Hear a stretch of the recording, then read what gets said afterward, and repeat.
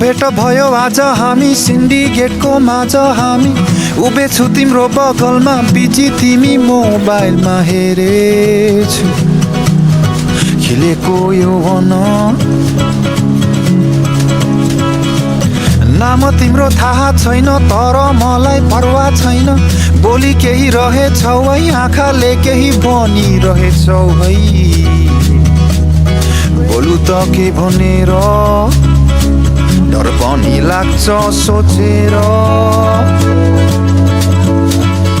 तिमी जाने सिलगुडी म जाने सिक्किमतिर